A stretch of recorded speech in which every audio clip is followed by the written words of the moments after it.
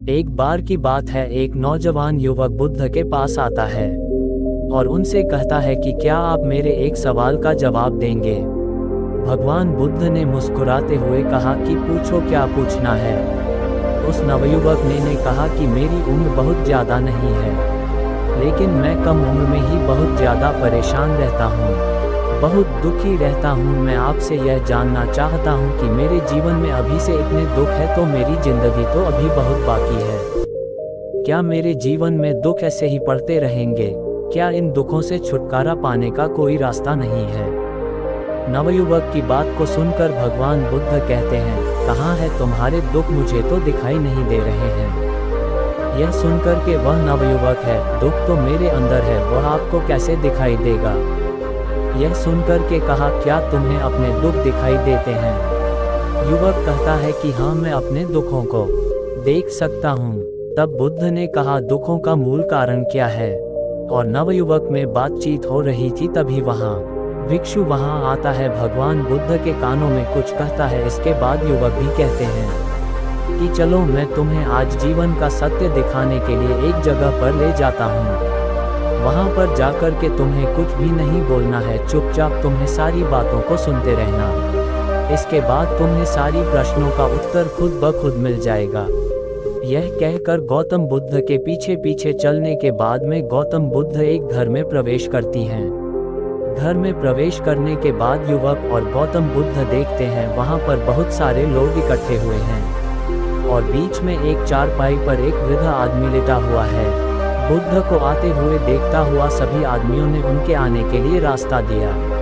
सभी लोग खुद को अभिवादन करते हैं और बुद्ध आदमी के चारपाई में जा कर के बैठ जाते हैं। गौतम बुद्ध के पास में जमीन पर बैठ जाता है।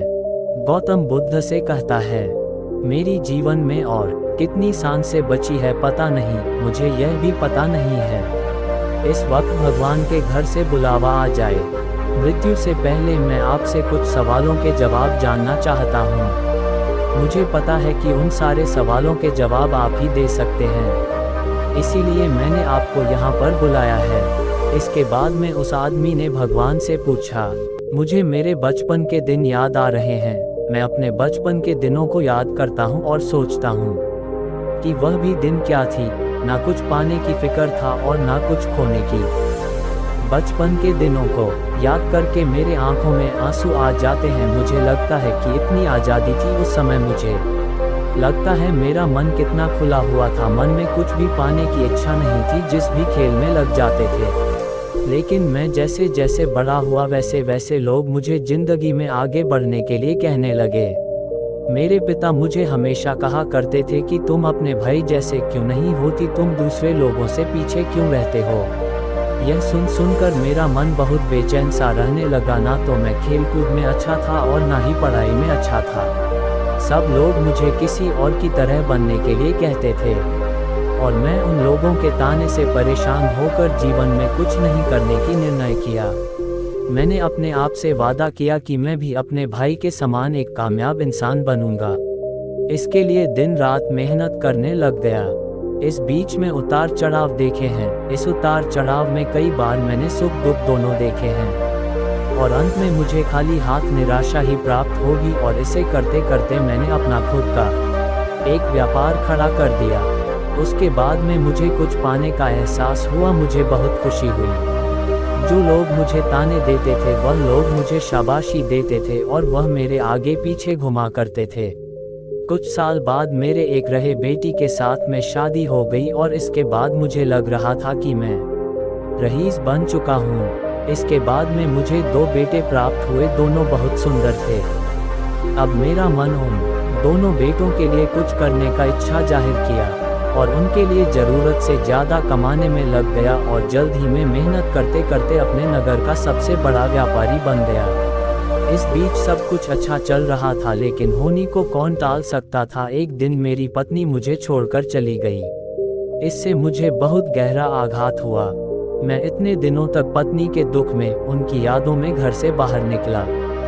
मेरे बेटे मुझे हिम्मत देते रहे। दोनों बेटों की हिम्मत देने के बाद मैं धीरे धीरे अपने आप को मजबूत करता गया। इसीलिए मैं अपना मन अपने उन दोनों बेटों के ऊपर जोड़ दिया उनकी खुशी में ही मुझे खुशी होती थी, उनकी दुखी में मुझे दुख होता था।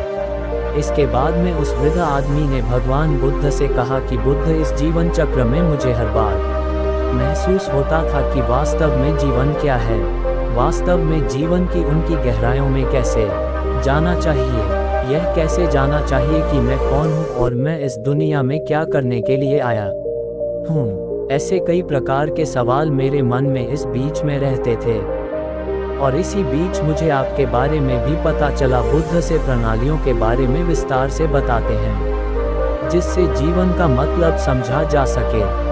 लेकिन मैं हमेशा यही सोचता रहता था कि पहले मैं अपने दुख को खत्म कर लो, उसके बाद में ध्यान में अपना सारा ध्यान लगा दो, और मैं यही सोच कर कभी ध्यान नहीं कर पाता था, और ऐसे ही समय कटता रहा और अंत में बुढ़ापे में मैं बीमार पड़ गया। ऐसी मेरी जीवन में किसी भी प्रकार की कोई कमी नहीं थी। मेरे दोनों बेटे ने मेरा अच्छा ख्याल रखा। मैंने अपने इस जीवन में बहुत कुछ हासिल भी किया। अब मैं अपने जीवन में पीछे मुड़ करके देखता हूँ, तब मुझे एहसास होता है कि मेरे बचपन के दिन ही सबसे प्यारे दिन थे। तब उस वृद्ध आदमी ने भगवान बुद्ध से पूछा, मैं मिनटों का मेहमान हूँ, क्या आप मुझे कुछ ऐसे सूत्र बता सकते हो कि मैं सुकून से मर सकूँ, मेरे मन के सवाल जवाब खत्म हो जाए, और मरना चाहता हूँ तो जीवन का असली मतलब समझकर मर सकूँ। उस वृद्ध आदमी के बात को सुनकर के भगवान बुद्ध ने कहा कि हर इंसान को अपने बचपन के दिन प्रिय क्यों होते हैं, क्योंकि उस समय उसे कोई चिंता नहीं होती है, वह आज़ाद होता है, उसके मन में कोई लालसा नहीं होती है, वह जिस काम में लग जाता है वह उसी काम में लग जाता है। लेकिन जैसे जैसे इंसान की आयु बढ़ती जाती है वैसे वैसे उसकी कामना या इच्छाएं दिन भी दिन बढ़ती जाती है, और इसीलिए मनुष्य भविष्य के तैयारी में ही लगा रहता है, हमेशा अतीत के बारे में सोचते रहते हैं, जिसके कारण से वह वर्तमान में जीना भूल जाता, और वही उस छोटे से बच्चे को देखे तो उसके लिए कोई भविष्य या कोई अतीत नहीं होता, उसके लिए वर्तमान होता है, और इसीलिए वह वर्तमान में पूरा आनंद के साथ में रहता है। इसलिए तूने अपना पूरा जीवन अपनी कामयाबी हो, अपने बेटों, अपनी पत्नी और अपनी भविष्य की योजनाओं में ही बीता दिया, और तुम हमेशा यही सोचते रहे कि पहले मैं अपने जीवन को व्यवस्थित कर लेता हूँ, उसके बाद मैं सत्य की खोज करूँ, उसके बाद मैं ध्यान करूँगा। और इसी कल के चक्कर में हम यह भूल जाते हैं कि कल कभी भी नहीं आता, और भविष्य की जो योजनाएं हैं वह कभी भी पूरी नहीं होती। जब एक योजना पूरी हो जाती है तो दूसरी योजना फिर से शुरू हो जाती है, और इस प्रकार से हमारा जीवन चक्र चलता रहता है। और अब आखिरी समय में जब मृत्यु तुम्हारी प्रतीक्षा कर रही है तब तुम्हें एहसास हो रहा है मैंने जीवन में कुछ भी हासिल नहीं किया। अब तुम्हें लग रहा है कि जो भी तुमने वास्तव में किया है उसमें से तुम एक सुई भी अपने साथ में नहीं ले जा सकते। यही बात तुम उस वक्त समझ लेते कि मृत्यु कभी निश्चित होकर के नहीं आती, वह तो कभी भी कहीं भी किसी भी समय आ सकती है। यह बात अगर उस वक्त तुम्हारा मन समझ लेता और उसी वक्त तुम ध्यान और सत्य की खोज में लग जाते, तुम कुछ ऐसे ही खोजने की कोशिश करते जो तुम्हारे साथ में जा सके, जो तुम्हें शांत रहकर मरने का मार्ग दिखा सके।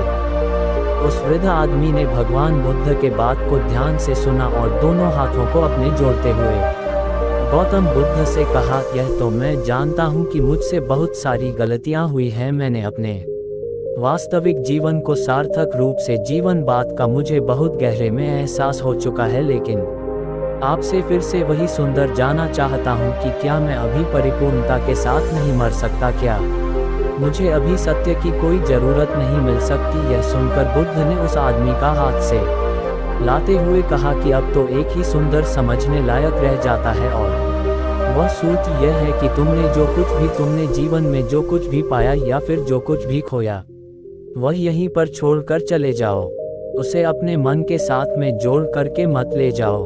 अपने मन में यह भाव पैदा करो कि तुमने अपने इस जीवन से बहुत कुछ सीख लिया, और वास्तविकता में तुमने अपने जीवन में बहुत सारे प्रगति देखी है, क्योंकि तुमने यह जान लिया है कि क्योंकि जीवन में कुछ भी सार्थक नहीं है, और यह जानना कि अपने आप में एक बहुत बड़ी उपलब्धि होती है।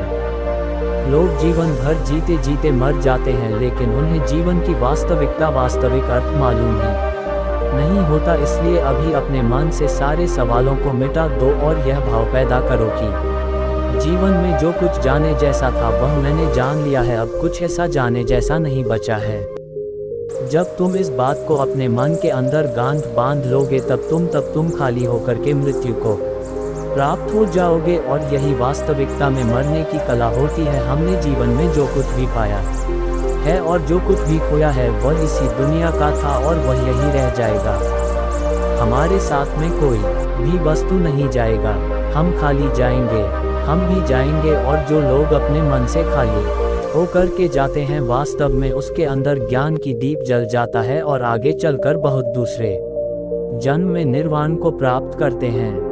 लेकिन उससे पहले तुम्हें बुद्ध की निरर्थक को समझना पड़ेगा। यहाँ पर कुछ भी पाना और कुछ भी कोई मायने नहीं रखता। भगवान बुद्ध के वचनों को बड़े ध्यान से सुनते हुए उस वृद्ध आदमी ने कोई सवाल नहीं पूछा। भगवान बुद्ध को नमस्कार करते हुए मृत्यु को प्राप्त हुए। इसके बाद में भगवान बुद्ध ने उस नौजवान युवक से पूछा, क्या तुम्हें अपने सवालों के जवाब प्राप्त हुए? और मिले तो तुम्हें जवाब में क्या मिले, उसे ही बताओ। उस युवक ने भगवान बुद्ध से दोनों हाथ जोड़ कर के कहा, हे बुद्ध, मुझे अपने सभी सवालों के जवाब मिल गए हैं। आदमी के जीवन, मानव जीवन में कुछ भी नहीं होता, चाहे सुख हो या फिर चाहे ना हो, पीछे रह जाता है। और यदि हम पीछे रह जाएंगे तो हम कभी नहीं जान पाएंगे। इसीलिए तो जीवन में सुख और दुख तो चलते रहेंगे। इसके साथ चलते हुए हमें सत्य की खोज करनी पड़ेगी। वह नवयुवक गौतम बुद्ध से कहता है, इसके बाद भी प्रभु मेरे मन में एक प्रश्न अभी भी बाकी है, लेकिन इसका जवाब जानना सभी लोगों के लिए जरूरी है। मेरा सवाल है कि मैं ध्यान की यात्रा करने के लिए बहुत ही प्रेरित हुआ हूँ, लेकिन मुझे कोई मार्ग ही नहीं पता, ध्यान कैसे किया जाता है। भगवान बुद्ध कहते हैं, ध्यान लाने के लिए ही बनी, वर्तमान में लाने के लिए बनी है। अगर तुम किसी भी काम को पूरी उपस्थिति के साथ पूरे का प्रभाव से अपने आप को पूरा करके कर सकते हो तो ध्यान में होते, लेकिन हमारा ध्यान इधर उधर भटकता रहता है। अपना काम करते करते वर्तमान में रहने के लिए मैं तुम्हें एक छोटी सी विधि बताता हूँ। अपना काम भी कर सकते हो और ध्यान को भी समझ करते हो। जब भी तुम चलते फिरते हो, उठते बैठते हो, सिर्फ अपनी सांसों पर ध्यान लगाना शुरू करो। सांस किस नाक से आ रही है, इस नाक से जा रही है, नाक के कौन से कोने से टकरा रही है, सिर्फ तुम उसके साक्षी हो जाओ और फिर देखते रहो। कुछ भी काम कर रहे हो, चल रहे हो, खाना खा रहे हो, सिर्फ अपनी सांस पर ध्यान लगाओ। और यह करते वक्त तुम्हें महसूस होगा कि तुम्हारा दिमाग, तुम्हारे विचार तुम्हें इधर उधर ले जाते हैं, लेकिन थोड़ी देर बाद तुम्हें फिर से हो जाएगा कि तुम्हें अपनी सांसों पर ध्यान लगाना है।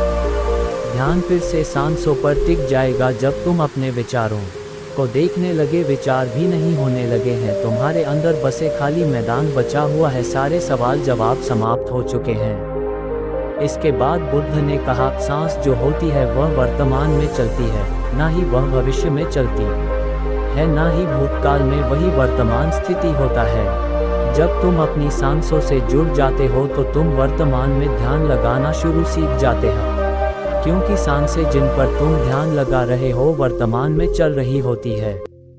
इसके बाद में धीरे धीरे कदम दर कदम तुम्हें ध्यान का खुद ही एहसास होने लगेगा। इसके बाद तुम जो भी काम करोगे उस पर तुम्हारा पूरा एकाग्र होगा। तो शुरुआत वहीं से करो जहां तुम हो, यहीं से अभी से सांसों को पकड़ना शुरू कर दो। बहुत समय पहले की बात है, एक गरीब इंसान अपनी गरीबी से बहुत परेशान हो गया था। अपनी गरीबी के कारण उनका अपना परिवार का पालन पोषण करना बहुत ही कठिन हो गया था। एक पत्नी और 2 पुत्रों के भरण पोषण के बोझ ने उसके मन में उथल पुथल मचा दिए थे। किसी उथल पुथल के चलते उसने घर छोड़ करके भाग जाने का निर्णय ले लिया और एक रात समय देख करके चुपचाप अपने घर परिवार को छोड़ करके चला गया। वह रात में बिना किसी मंजिल को जाने एकांत चला जा रहा था। जब रात में एक नदी के किनारे में पहुंचा तो उसने देखा कि भगवान गौतम बुद्ध अपने शिष्यों के साथ में डेरा डाले हुए हैं। यह देख कर करके उसने निर्णय लिया वह सन्यासी हो जाएगा और वह भगवान बुद्ध का शिष्य बनकर उनके साथ ही विचरण करेगा। यह विचार करके वह भगवान बुद्ध के पास उनके चरणों में गिर गया और उनसे विनती करने लगा अपना शिष्य बनाकर अपने साथ ही रख ले। भगवान बुद्ध ने उस गरीब व्यक्ति के दया दिखाते हुए उसे शिष्य बना लिया। उसके बाद जब भगवान बुद्ध अपने शिष्यों के साथ में आगे बढ़ा तो वह भी उनके साथ ही चल पड़ा। गर्मी का महीना था। भगवान बुद्ध और उनके शिष्य उनके पीछे पीछे चलता ही चला जा रहा था। जब वे सभी एक जंगल में पहुंचे तो सभी लोग पेड़ के नीचे विश्राम करने के लिए रुक गए। भगवान बुद्ध को गर्मी के कारण काफी जोर की प्यास लगी थी। उन्होंने उसने शिष्य से कहा, यहाँ पास में ही एक सरोवर है जहाँ से तुम जाकर वहाँ से पानी ले आओ। भगवान बुद्ध का आदेश पाकर के उसके शिष्य सरोवर में पानी लेने के लिए चला गया। जब वह सरोवर के पास में पहुंचा तो उसने देखा जंगली जानवर उस तालाब में उधम मचा रहे हैं। और जब वह सरोवर के नजदीक में पहुंचा तब सभी जानवर उसके डर के मारे वहां से भाग गए। उस शिष्य तालाब के पास में आकर के देखा तो तालाब का सारा पानी जानवरों के कारण गंदा हो गया था। तालाब के कीचड़ और सड़े गले पत्ते पानी के ऊपर आ गए थे। वह इतना गंदा पानी देख करके वह वहां से बिना पानी लिए ही वापस आ गया और आकर के भगवान बुद्ध से बोला, हे भगवान, उसे सरोवर में तो बहुत ही ज्यादा गंदा पानी था। वह पानी इतना गंदा था कि उसे दिया भी नहीं जा सकता। सिर्फ की बात को सुनकर के भगवान बुद्ध कुछ समय के लिए चुप रहा। उसके बाद में उसने फिर उसी सरोवर में जाकर के पानी लाने के लिए कहा। बुद्ध के दोबारा कहने के बाद वह शिष्य उसी सरोवर में दोबारा पानी लेने के लिए गया और वह जाते जाते रास्ते में यह सोचते हुए जा रहा था कि वह इतने गंदे पानी को पिएंगे कैसे। तालाब के नजदीक में पहुंचाता है और जाकर के देखता है कि तालाब का पानी स्वच्छ हो चुका है। यह देख करके वह स्वयं आश्चर्यचकित हो जाता है। वह पानी लेकर के भगवान गौतम बुद्ध के पास में आता है और उनसे यह प्रश्न करता है कि हे भगवान, थोड़ा देर सरोवर का जो पानी है वह इतना साफ कैसे हो गया। तब भगवान बुद्ध समझाते हुए कहते हैं, जब जानवर पानी में थे जिसके कारण से उसका कीचड़ बाहर आ चुका था, परंतु कुछ देर चुप रहने पर कीचड़ फिर वापस नीचे बैठ गया और फिर पानी फिर से स्वच्छ हो गया, निर्मल हो गया। इसी प्रकार से हमारी मन की भी स्थिति होती है। जीवन की भाग दौड़ और जीवन की कठिनाइयाँ हमारे जीवन में उथल पुथल मचा देते हैं और जिसके कारण से हम अपने निर्णय को गलत निर्णय ले लेते हैं। यदि गलत निर्णय लेने से पहले हम अपने चित्त को एकाग्र और शांत धीरज पूर्वक बैठकर सोचे तो हमारा मन भी उसी पानी में मच्छी हुए कीचड़ की उथल पुथल के समान है, नीचे बैठ जाती है। और जब हम निर्णय लेते हैं तो वह निर्णय हमारा सही निर्णय होता है। इसलिए बुरे समय में किसी भी इंसान को धीरज नहीं खोना चाहिए। भगवान बुद्ध का यह प्रभावशाली वचन उसके समझ में आ जाता है और वह एक शांत जगह में बैठकर सोचने लगता है तो उसे यह आभास हो जाता है कि उसने घर छोड़ करके गलत निर्णय लिया था। कुछ पाने के लिए कुछ खोना होगा। एक बहुत ही गरीब लड़का था, वह अपने खाने पीने की जुगाड़ इधर उधर से रोज कर लेता था, लेकिन जैसे ही वह अपने खाने की जुगाड़ करता था वैसे ही रोज उसका खाना कोई ना कोई चुरा लेता था। एक दिन उसे पता चलता है कि एक चूहा जो उसका भोजन को चुरा लेता है। उसने उस चूहे को पकड़ लिया और उससे पूछा कि तुम जानते हो कि मैं बहुत ही गरीब हूँ, फिर भी तुम हमेशा मेरा ही खाना चुराते हो। अगर तुम्हें चोरी करनी ही है तो एक अमीर आदमी के खाना को चुराओ, इससे उसका कोई फर्क नहीं पड़ेगा। लड़के की बात को सुनकर के चूहे ने कहा, तुम जितने भी कोशिश कर लो तुम्हें तुम्हारे जीवन में उतने ही मिलेगा जितने तुम्हारे भाग्य में लिखा होगा। यह सुनकर के लड़का बहुत ही चकित हो गया और कहा, यह कैसे संभव हो सकता है। फिर चूहे ने लड़के को समझाते हुए कहा, यदि तुम जानना चाहते हो कि तुम्हारा भाग्य में क्या लिखा है कि तुम गौतम बुद्ध के पास में जाओ, वह तुम्हें बता सकते हैं कि तुम्हारे भाग्य में क्या लिखा है। चूहे की बात को सुनकर लड़का गौतम बुद्ध से मिलने के लिए बड़ी उत्सुकता के साथ में घर से निकलता है। जाते जाते रास्ते में काफी रात हो गया और घनी अंधेरी रात में उन्हें एक हवेली दिखाई दिया। और उसने हवेली के लोगों को एक रात रुकने की विनम्र निवेदन की। हवेली के लोगों ने उनसे पूछा कि तुम इतनी रात को अकेले इस घने जंगल में कहाँ जा रहे हो। लड़के ने कहा, मैं अपने भाग्य को जानने के लिए मैं गौतम बुद्ध के पास में जा रहा हूँ। फिर उसने कहा कि तुम हमारे लिए गौतम बुद्ध को एक बात पूछ सकते हो कि हमारी एक 16 साल की बेटी है। लड़की बात नहीं कर पाती है, क्या करने से लड़की के गले से आवाज आएगी। लड़के ने कहा, मैं आपका प्रश्न जरूर पूछूंगा। यह कह करके उसे एक रात रुकने के लिए दिया, और जैसे ही सुबह हुआ वह सुबह उठ करके फिर आगे रास्ते के लिए निकल गया। रास्ते में जाते जाते उसे एक बर्फ का पहाड़ मिला। वह बड़ी कठिनाई के साथ में और बड़ी मुश्किल के साथ में उस भर के ठंडी हवाओं को ठिठुरते हुए पहाड़ के ऊपर भाग में पहुंचा तो वहां उसकी मुलाकात एक जादूगर ने लड़की से पूछा, वह कहाँ जा रहा है। लड़के ने कहा कि मैं अपना भाग्य जानने के लिए गौतम बुद्ध के पास में जा रहा हूँ। तब उस जादूगर ने कहा, क्या सच में? तो लड़के ने कहा, हाँ सच में, मैं अपने भाग्य जानने के लिए गौतम बुद्ध के पास में जा रहा हूँ।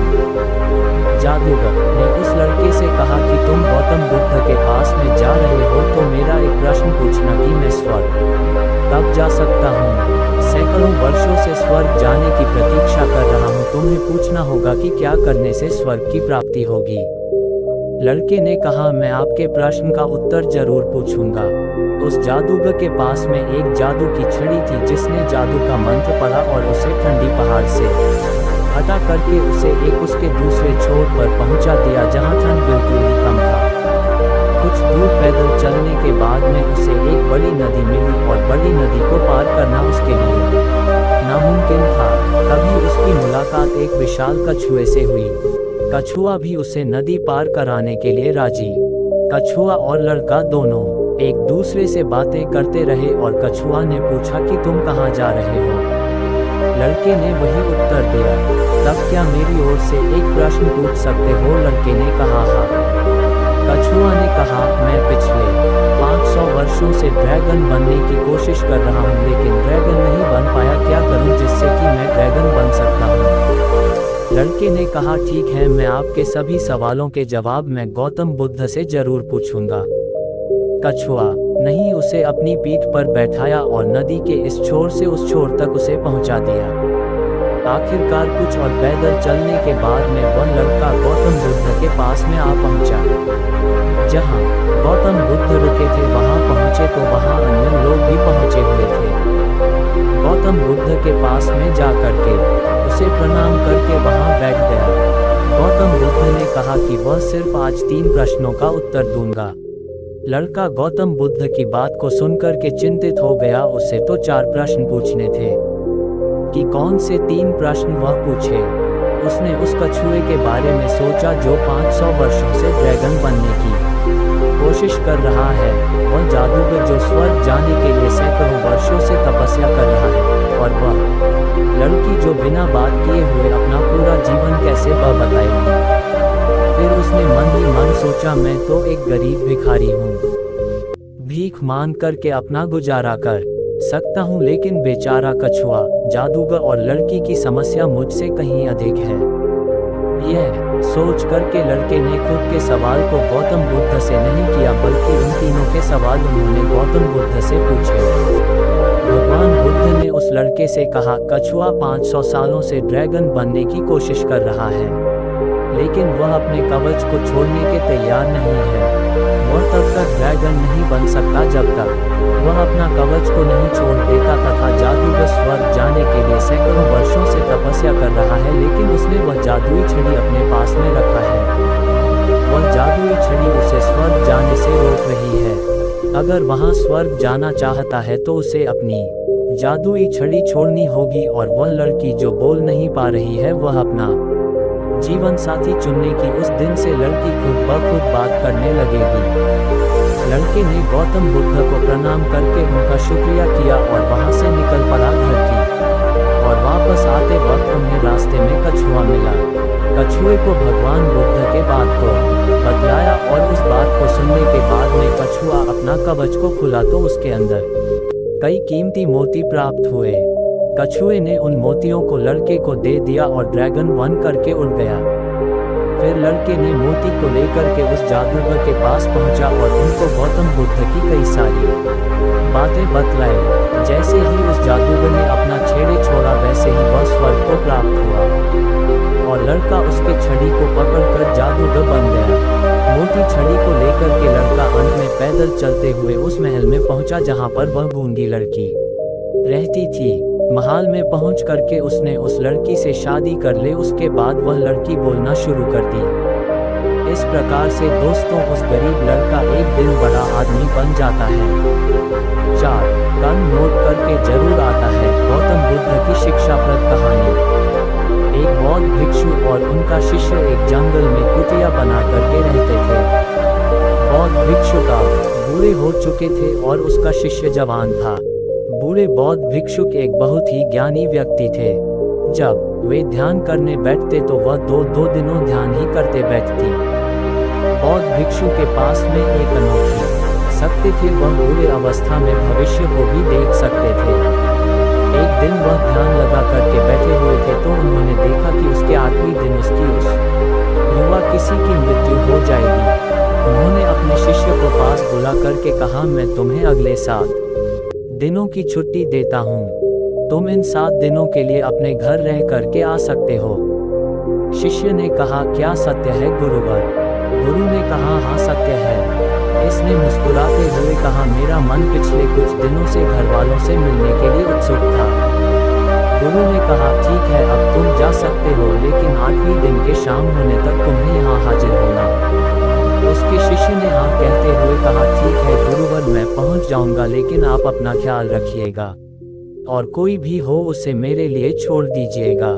मैं उसे वापस आते ही पूरा कर दूंगा। इसके बाद सिर्फ अपने गुरु का आशीर्वाद लेते हुए उस जंगल से वापस घर की ओर निकल गया। जैसे कि गांव के किनारे एक नदी था और नदी के किनारे चींटियों का बिल था। वहां लाखों चींटी उस बिल के अंदर जा रहे थे और कुछ बाहर निकल रहे थे, जिससे कि कुछ चींटियां आपस में टकरा जा रही थी, जिसके कारण से अपना रास्ता बदल रहे थे। यह देख करके उसे बड़ा ही आनंद आ रहा था। वह कुछ देर तक खड़ा होकर के बड़े आनंद के साथ उन चींटियों को देखता रहा। फिर अचानक उसका ध्यान उस नदी की तरफ गया। उसने देखा कि नदी का जो पानी है वह धीरे धीरे बढ़ता ही जा रहा है, जिसके उठने वाले लहर चींटियों के बिल के पास पहुंच रहे हैं। इनके वजह से लाखों चींटियां बिना वजह के मारे जाएंगे। यह सोच करके उसने तुरंत ही अपने कपड़े उतारे और उसने मिट्टी भरकर बिल के चारों तरफ मिट्टी का घेरा बना दिया। साथ ही उसने अपने बड़े ही करात्मक कलाकृति से नाली बना दी ताकि नदी से आने वाला पानी वहां से बाहर चला जाए। इसके बाद में वह नदी पार करके अपने घर चला गया। घर पहुंचने के बाद में 8 दिन कैसे बीता उसे पता ही नहीं चला। 8वें दिन उसे याद आया कि उसे शाम तक गुरु ने आश्रम में लौटने का आदेश दिया था। उसने उसी रात ही अगले दिन निकलने के लिए सारी तैयारी कर ली थी। सुबह होते ही 8 दिन वह आश्रम के लिए निकल गया। उसे पूरा उम्मीद था कि शाम होने से पहले वह आश्रम पहुंच जाएगा। शाम हो चुकी थी और यहाँ गुरु बैठे बैठे यह सोच रहे थे कि आज तो 9 दिन है, अब तक तो मेरा शिष्य दुनिया छोड़ चुका होगा। भी काफी चिंतित थे और दुखी थे कि आखिरी बार उसे देख ना सकेगा। गुरु वैसा ही सोच रहे थे तो उन्हें दूर से एक आदमी आता हुआ दिखाई दिया। ध्यान से देखा तो उनकी आंखें खुली की खुली रह गई। गुरु ने दौड़कर अपने शिष्य को गले से लगा लिया, लेकिन वह इस बात से भी अचंभित थे कि 8 दिन बीत जाने के बाद भी वह अभी भी जिंदा कैसे है। प्रश्नवाचक चिन्ह। गुरु ने शिष्य को बड़ी उत्सुकता के साथ में कहा कि तुमने यहाँ से जाने के बाद में क्या किया, मुझे बताओ। तब शिष्य ने चींटियों वाली कहानी गुरु को सुनाई। कहानी सुनते ही गुरु को यह समझने में देरी नहीं हुई कि शिष्य ने लाखों चींटियों की जान बचाई थी कि उसके इसी कर्म के परिणाम ही उसे एक लंबा और खुशहाली भरा जीवन प्राप्त हुआ है। कहानी सुनने के बाद में गुरु के मुंह से अनाया निकल गया कि कर्म लौटकर जरूर आते हैं। शिष्य को गुरु की यह बात समझ में नहीं आया, लेकिन उसने पूछा भी नहीं और चुपचाप अपने आश्रम के बचे हुए कामों में लग गया। यदि हम अपने जिंदगी में देखें तो इसे खुशी खुशी जीने का आसान तरीका है कि हम लगातार अच्छे कर्म करते रहें। इस कहानी की तरह जरूरी है नहीं कि अच्छे कर्म हमारी उम्र को लंबा करेंगे, लेकिन इस बात की भी गारंटी है कि अच्छे कर्म हमारे जिंदगी में भी सारी परेशानी और दुख को खत्म कर देगी। गौतम बुद्ध का एक साधारण सा सिद्धांत है कि हम जो कुछ भी करते हैं कि कई गुना लौटकर हमारे पास वापस आता है, चाहे वह अच्छे कर्म हो या फिर बुरे कर्म हो, वह के गुनाहों करके हमारे पास में आते हैं। अच्छे कर्म करने के लिए यह जरूरी नहीं है कि हमेशा हमारे पास है पैसा होना चाहिए और ना ही किसी की जान बचाना ही है। छोटी सी मदद करना भी आता है। किसी डिमोटिवेट हुए इंसान को मोटिवेट अच्छा कर्म कहलाता है। 5. पुरानी बातों छोड़कर वर्तमान में जियो। गौतम बुद्ध की शिक्षाप्रद कहानी। एक बार महात्मा गौतम बुद्ध अपने शिष्यों के साथ में बैठकर के गांव में उपदेश दे रहे थे। गांव के अन्य लोग भी वहां गौतम बुद्ध के उपदेश को सुनने के लिए आए हुए थे कि वह बोले कि क्रोध एक प्रकार की अग्नि है। क्रोध करने वाला व्यक्ति खुद भी जलता है और दूसरों को जलाता रहता है। क्रोध में व्यक्ति दूसरों को नुकसान पहुंचाने कोशिश में खुद को नुकसान पहुंचाता है। गौतम बुद्ध की यह बातें सभा में मौजूद एक व्यक्ति भी सुन रहा था। उन्हें क्रोध आने की यह बातें बिल्कुल ही अच्छी नहीं लगी। वे सभा में से उठकर बुद्ध से क्रोध में बोला, अरे ढोंगी, तू बड़ी बातें करता है, इनका पालन करके दिखा। लोगों के व्यवहार के विरुद्ध यह सब कहते हुए तुम्हें शर्म नहीं आती। उस व्यक्ति की इस क्रोध को देखकर गौतम पुत्र शांत रहे। गौतम बुद्ध को इस प्रकार से सुख शांति देख करके उस व्यक्ति को और अधिक क्रोध आ गया। उस व्यक्ति ने गौतम बुद्ध के पास में जाकर गौतम बुद्ध के मुंह में थूक दिया। गौतम बुद्ध ने अपना चेहरा पहुंचा और बोले कि तुम्हें और क्या कहना है। वह व्यक्ति फिर से क्रोधित होकर के कहा, मैं कह रहा हूँ। गौतम बुद्ध बोले, तुम्हारा इस प्रकार से बर्ताव तुम्हारा नफरत ही है। इस प्रकार से वह व्यक्ति गौतम बुद्ध को और बुरा भला कह करके वहां से चला गया। तब कुछ देर बाद सब खत्म हो गई और उसके दूसरे दिन गौतम बुद्ध दूसरे गांव चले गए। सुबह जब उस व्यक्ति का क्रोध शांत हुआ, उन्हें अपने आप पर बहुत पश्चाताप हुआ।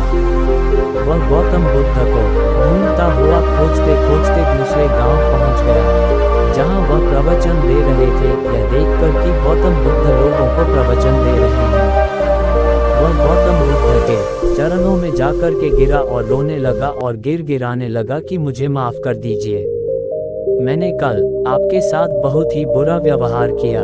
गौतम बुद्ध ने उससे पूछा, कौन है आप? गौतम बुद्ध की इस बात को सुनकर वह व्यक्ति चौंक गया और बोला कि आप मुझे कैसे भूल सकते हैं? मैं वही दुष्ट इंसान हूँ जो आप ऊपर थूक कर और आपको भला बुरा कहा था और आपका अपमान किया था। गौतम बुद्ध हंसते हुए बोला, कल की बात तो मैं कल में छोड़ आया हूँ। हर बुरी बात को यदि जिंदगी में याद रखा जाए तो वर्तमान और भविष्य दोनों ही ठहर जाएंगे, जिससे मिलेंगे तो दुख और परेशानी। दोस्तों, इस छोटी सी कहानी गौतम बुद्ध की शिक्षाप्रद कहानी का सार यही है कि हमें भी बुरी बातों को और बुरी हादसों को पीछे छोड़ करके जिंदगी में आगे बढ़ना चाहिए। पुरानी बातों को याद करने से दुख के सिवा और कुछ नहीं मिलता। 6. इंसान की सबसे बड़ी गलती। गौतम बुद्ध की शिक्षाप्रद कहानी। आनंद गौतम बुद्ध के चचेरे भाई थे। जब गौतम बुद्ध ने लोगों को दिखा देना शुरू किया था, उसके चचेरे भाई आनंद उसके पास आते हैं और उनसे कहते हैं कि मैं भी दीक्षा लेना चाहता हूँ और भिक्षु बनना चाहता हूँ, लेकिन मैं आपकी भिक्षु बन जाऊं तो मेरी एक शर्त है, जो एक छोटे भाई होने के नाते तुम्हें सुनना होगा। तब गौतम बुद्ध कहते हैं, ऐसी शर्त? तब आनंद कहते हैं, मैं तुम्हारे शिष्य बनने जा रहा हूँ, लेकिन मैं हमेशा आपके साथ ही आऊँगा। आप मुझसे कोई भी काम नहीं करवाएंगे, मैं हमेशा आप ही छाया बनकर रहूँगा।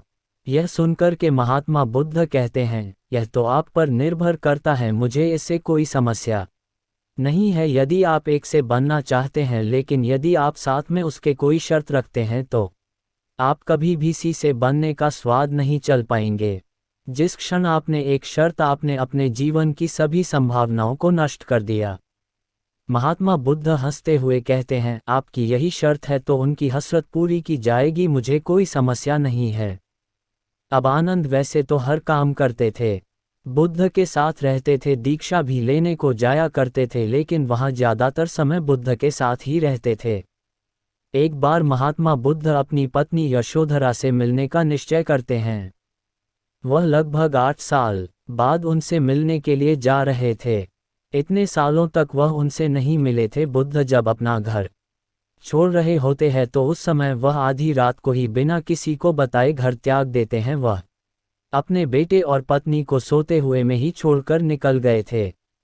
अब 8 साल बाद उसका उनसे मिलने की संभावना बनती है। तब महात्मा बुद्ध आनंद से कहते हैं कि मैं अपनी पत्नी से मिलने जा रहा हूँ, वहाँ तुम्हें साथ आने की आवश्यकता नहीं है, कृपया इस बार आप दूर रहे। बुद्ध कहते हैं कि वह पहले से ही मुझसे बहुत आहत हैं और गुस्से में है कि मैंने आधी रात को बिना उसे बताएं क्यों छोड़ दिया, और अब इतने सालों मिलने जाऊंगा तो पता नहीं वह क्या करें, और यदि अब मैं तुम्हें एक साथी के रूप में ले जाऊं तो वह इसे ठीक से नहीं लेगी। इसके लिए आप कृपया यही रहे, आपका वहां आना उचित नहीं है। यह शब्द सुन आनंद महात्मा बुद्ध से कहा, यह आप सब भूल रहे हैं कि मैं हमेशा आपकी छाया बनकर आपके साथ रहूंगा, अपना वचन रखो। यह समय बहुत ही असहज स्थिति बन गई थी कि बुद्ध दिया हुआ वचन तोड़ भी नहीं सकते थे और आनंद को साथ ले जाने में भी सोच रहे थे कि ना जाने आनंद को साथ देख उनकी पत्नी क्या कहे।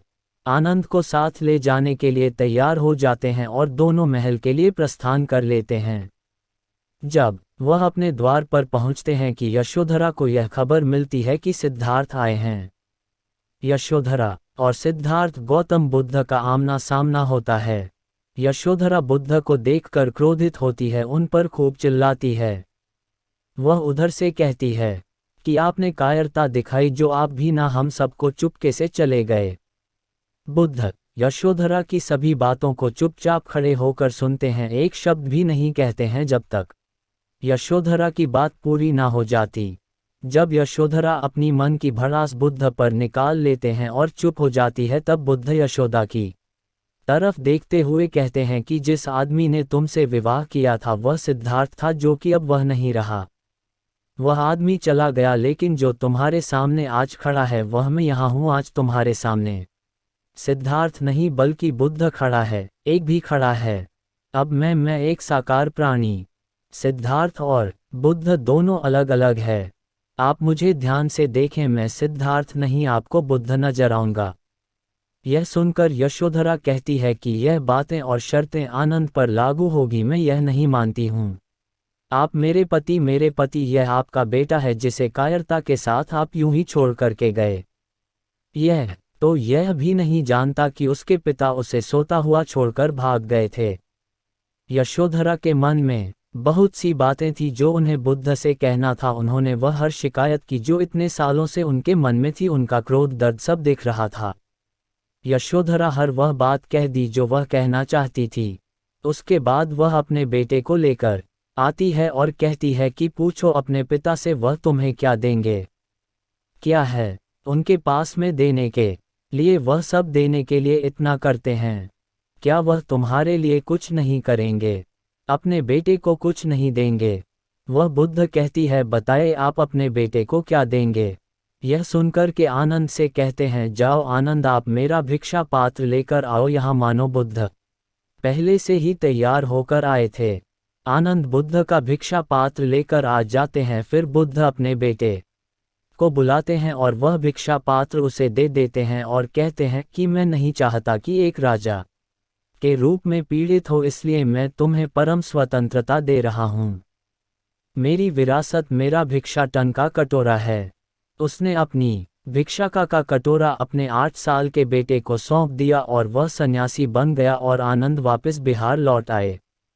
आनंद ने यह सब दृश्य अपनी आंखों के सामने देखा था और वह अपनी केवल एक साथ से उसकी संभावना को नष्ट कर देते हैं, यहाँ अपनी शर्त के कारण चूक जाते हैं। जब गौतम बुद्ध अपनी अंतिम समय में थे तब बुद्ध से मिलने के लिए केवल प्रबुद्ध से ही अंदर जाते हैं, बाकी शिष्य सभी बाहर ही रह जाते हैं। तब आनंद ने रोते हुए कहते हैं कि उनके बहुत ही करीब था, हमेशा उनकी परछाई बनकर उनके साथ ही रहा, लेकिन मैं घेरे से बाहर हो गया क्यों? जब लोगों ने गौतम से वही प्रश्न पूछा तो उन्होंने कहा कि एक चम्मच सूप का स्वाद कोई कैसे ले सकता है। आप सबका स्वाद लेना चाहते हैं तो आपको जीव के प्रति जागरूकता की आवश्यकता है। जिस क्षण तुम जीवन में परिस्थितियां निर्धारित करते हो तुम निर्जीव हो जाते। तुम एक चीज में सिमट जाते हो और तुम दूसरी चीज को कम करने की कोशिश करते हो। दोस्तों, क्यों होने पर अपार और अद्भुत संभावनाएं हम देख सकते हैं, लेकिन आनंद में सिर्फ एक शर्त के कारण उन अपार और असीमित संभावनाओं को नष्ट कर दिया। एक भिक्षु के जीवन में मौन का, भिक्षा मांगने का, हर तरह की क्रिया करने का, उपदेश देने का अलग महत्व होता है। कोई इन सब से दूर होता है, इसके बारे में विचार नहीं करता, इसके बारे में सोच नहीं रखता, इसके गहन भाव को नहीं समझता, तो वह एक संपूर्ण भिक्षु नहीं बन पाता।